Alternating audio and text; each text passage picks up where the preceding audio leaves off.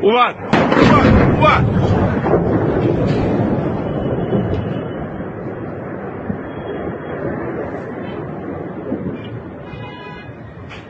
ሩሲያ ለኢራን የሳተላይት ድጋፍ እያደረገች ነው ተባለ።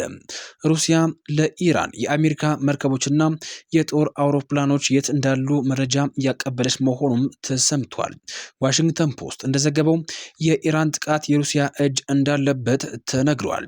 ይህ መረጃ በኩዌት በተፈጸመው የሰው አልባ ድሮን ጥቃት የአሜሪካ 5 ወታደሮችም ከመገደላቸው ጋር የተያያዘ እንደሆነም ተገልጿል። የአሁኑ የእስራኤል አሜሪካ ቱርክ ጥብቅ የሆነ መልእክት ለኢራን ልካለች። በቀጥታም ይሁን በተዘዋዋሪ ጦርነቱ ልትቀላቀል እንደምትችልም እየወጡ ያሉ መረጃዎች አመላከቱ። የሰሜን ኮሪያው መሪ ኪም ጆንግ ኡን በቀጥታ በእስራኤል አሜሪካ ጥምረት በኢራን ላይ የሚካሄደውን ጦርነት እንደሚቀላቀሉም አሳወቁ። እነዚህን መረጃዎችን በዝርዝር የምታዳምጧቸው ይሆናሉ። በቅድሚያ የአሜሪካው ፕሬዝዳንት ዶናልድ ትራምፕ ለመግደል የሞከረው የኢራን ቡድን መሪ መገደሉም ተገለጸ። የአሜሪካው መከላከያ ሚኒስትር ፒት ሄግሴት በሰጠው አስቸኳይ መግለጫ ፕሬዝዳንት ዶናልድ ትራምፕን ለመግደል አቅዶ ሲንቀሳቀስ የነበረ የኢራን የገዳይ ቡድን መሪ የአሜሪካ ጦር አድኖ እንደገደለው አስታውቋል። ኢራን ትራምፕን ለመግደል ሞክራ ነበረ፣ በመጨረሻ ግን ትራምፕ አሸናፊ ሆኗል ሲሉም ሚኒስትሩም ገልጸዋል። ይህ እርምጃ አሜሪካ በኢራን ላይ እየወሰደች ያለችውን ወታደራዊ ዘመቻ አንዱ አካል መሆኑንም ጠቁሟል። የአሜሪካ ጦር በመካከለኛው ምስራቅ እያካሄደ ያለውን ወታደራዊ እንቅስቃሴ በቆራጥነት በአውዳሚነትና ያለምን የመጀመሪያ የውጊያ ተሳትፎን እንዳደረገም ተሰማ። የደቡብ ኮሪያው በሀገር ውስጥ የተመረተው ቾንግ ኩንግ የተሰኘ መካከለኛ ርቀት የአየር መከላከያ ስርዓት በ3.5 ቢሊዮን ዶላር ስምምነት ለተባበሩት አረብ ኤምሬትስ መሸጡም ይታወቃል። የኤምሬትስ ጦር በዚህ ሳምንትም ለመጀመሪያ ጊዜ በውጊያ ላይ የተጠቀመበት ሲሆን የኢራንን ባሊስቲክ ሚሳኤሎችን በ96% ስኬት አክሽፏል። በጥቃቱም 60 ያህል መቃወሚያ ሚሳኤሎችን ጥቅም ላይ ውለዋል ተብሏል። ይህ የደቡብ ኮሪያው ቾንግ ኩንግ የተሰኘው የአየር መቃወሚያ በአሁኑ ሰዓት የተባበሩት አረብ ኤምሬትስ ከኢራን የሚሰነዘርባትን የሚሳኤል ጥቃት ለመከላከል ከጥቅም ላይ ውሏል። ይህም የሚያመላክተው ውጥረቱ በአሁኑ ሰዓት ላይም ቢሆን እንደቀጠለ ነው። ጦርነቱን በተለያዩ የአሜሪካ ጦር ሰፈሮችና እስራኤልና አሜሪካ ደግሞ በተለያዩ የኢራን ከተሞች እንዲሁም ደግሞ ከፍተኛ የመንግስት ተቋማት ላይ ጥቃት በማድረስ ቀጥሏል። እንዲሁም የአሜሪካው ፕሬዝዳንት ዶናልድ ትራምፕ አነጋጋሪ መግለጫ ሰጥተዋል። ያለምንም ቅድመ ሁኔታ እጅ ስጡ ሲሉም ተደምጠዋል። በትናንትናው ዕለት አመሻሹን የአሜሪካው ፕሬዝዳንት ዶናልድ ትራምፕ ጥብቅ የሆነ መግለጫም አውጥተዋል። ዶናልድ ትራምፕ በኢራን ላይ የያዙትን ጠንካራ አቋምም ይፋ አድርገዋል።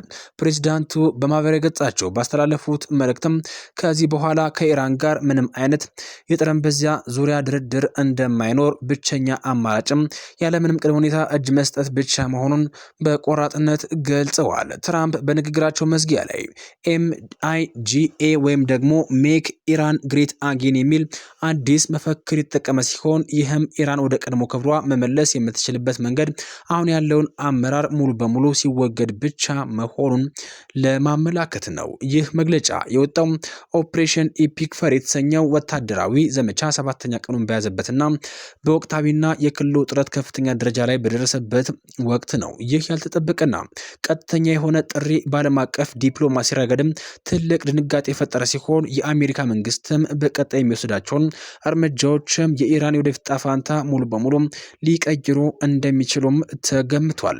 የትራምፕ አስተዳደር አሁንም ቢሆን ከእጅ መስጠት ውጪ ሌላ አማራጭ የለም ሲል በሚለው አቋሙ ላይም ጸንቶ እንደሚገኝም ከዋይት ሃውስ የወጡ መረጃዎች አመላክተዋል። በተከታዩ መረጃችን ቻይና አሜሪካን አስጠነቀቀች።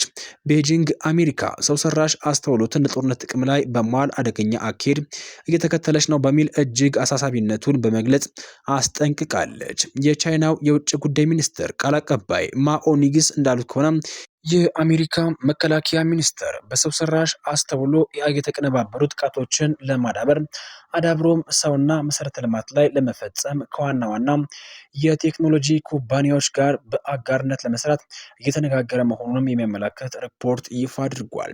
ቃል አቀባዩ አክለውም ዩናይትድ ስቴትስ በሳይበር ምህዳር ላይ ለረጅም ጊዜ እየተፈጠረ ላለው ቀውስም ግንባር ቀደም ተጠያቂ ናት ሲሉም የዋሽንግተን ላይ ብርቱ ውንጀላ አቅርበዋል።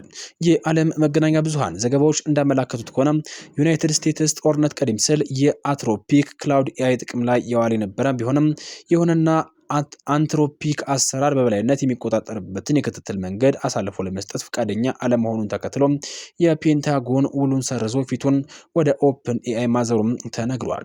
ዩናይትድ ስቴትስ ጦር የቬንዙዌላና የኢራን መሪዎችን ኢላማ ባደረገበት ወቅትም የአንትሮፒክ ስሪት የሆነውን የሰው ሰራሽ አስተውሎት ኤአይ ቻት ቦት ክላውድ ተጠቅሞ እንደነበር የተረጋገጠ ሲሆን ይህም የሰው ሰራሽ አስተውሎት ዘመን አመጣሽ ጦርነት በሰው ልጅም ህልውና ወይም ደግሞ ስለደቀነው አደጋ አመላካች ተደርጎ በመውሰድም ጥያቄዎችን እያስነሳ ይገኛል። በአሁኑ ሰዓት ላይ በዓለማችን ላይ የቴክኖሎጂ እድገት የጦርነቱን ባህሪ በመቅረጽ ትልቅ ሚና መጫወቱ እሙን ሲሆን ከቀስት ጎራዴ፣ ጋሻ ፈጠራ እስከ አቶሚክ ቦምብ ልማት ድረስ ፈጠራዎችን የጦርነት ውጤትና ወታደራዊ ስልቶች ሲወስኑ ኑረዋል። የ21ኛው ክፍለ ዘመን ፈጣን የቴክኖሎጂ እድገት ደግሞ የአሁኑን ዘመን ጦርነት በብዙ መልኩ እየለወጠ ሲሆን ከሰው አልባ አውሮፕላኖች እስከ ሰው ሰራሽ አስተውሎት ከሳይበር ጦርነት እስከ የላቁና ውስብስብ የመገናኛ ዘዴዎች ድረስ የዛሬዎቹም የጦር ሜዳ ውሎችም ከጥቂት አስርተ ዓመታት በፊት ከነበሩት ፊት ለፊት የሚደረጉ ውጊያዎች ጋር ሲነጻጸሩ እጅግ የተለያዩ ሆነው የቴክኖሎጂ ብልጫ ጭምር አዲስ የጦርነት አውድማ ሆነዋል። ከዚህ ጋር በተያያዘም ቻይና ከ15,000 በላይ ድሮኖችን በአንድ ኮምፒውተር በማዘዝ አዲስ የዓለም ክብረ ወሰን አስመዘገበች። የቻይናው የሲስተም ኢንጂነሪንግ የመጨረሻ ደረጃ ተብሎ የተገለጸውን 15947 ድሮኖችን በአንድ ላይ በማብረር አስደናቂ የሆነ የቴክኖሎጂ የበላይነቷን አሳይታለች። በሊዮያንግ ከተማ በተካሄደው በዚህ ታሪካዊ ትርኢትም እጅግ ረቂቅ የሆኑ የበረራ ቁጥጥር ቅጽበት የመረጃ ለውጥ የታየበት ሲሆን ድሮኖቹ በአንድ ኮምፒውተር ትዕዛዝ ብቻ ተቀናጅተው በመብረር ቀደም ሲል ተመዝግበው የነበረውን የጊነስ ወርልድ ሪከርድ ሰብረዋል። ይህን መሰል ግዙፍ የድሮን መንጋ በአንድነት ለማንቀሳቀስ እጅግ ጥንቃቄ የተሞላበት ቅንጅትና የማይቆራረጥ የመገናኛ ዘዴን ይጠይቃል። በበረራ ወቅትም የሚፈጠር ጥቃት የሲግናል መቆራረጥ እንኳን አጠቃላይ ሂደቱን ሊያበላሽ ቢችል እያንዳንዱ ድሮን ግን እንደ አንድ አካል ተቀናጅቶ እንዲሁም ደግሞ ለዳታ ፈጣን ምላሽ በመስጠት ሲንቀሳቀስ ተስተውሏል። ይህም ቻይና እጅግ ውስብስብ የሆኑ የቴክኖሎጂ ሲስተሞችን የመቆጣጠር አቅሟ ከፍተኛ ደረጃ ላይ መድረሱን ያሳያል። ይህ ትርኢት ከአይን ማራኪነቱ ባለፈ መጠነ ሰፊ የሆነ የድሮን መንጋ የማሰብ ችሎታ በተግባር አስተማማኝ መሆኑን ያረጋገጠ ትልቅ ምዕራፍ ነው። በራሳቸው ላይ የሚንቀሳቀሱ የቴክኖሎጂ ውጤቶችና ውስብስብ ሲስተሞችም አስተዳደር አዲስ መንገድ የከፈተ ሲሆን ለወደፊቱ በመከላከያ በትራንስፖርትና በሌሎች ዘርፎች ላይ ትልቅ ተጽዕኖ ይኖራል ተብሎ ይጠበቃል።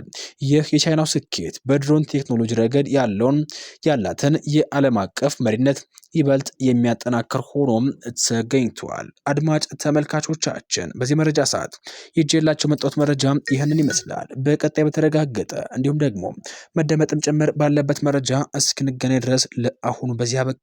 መልካም ጊዜ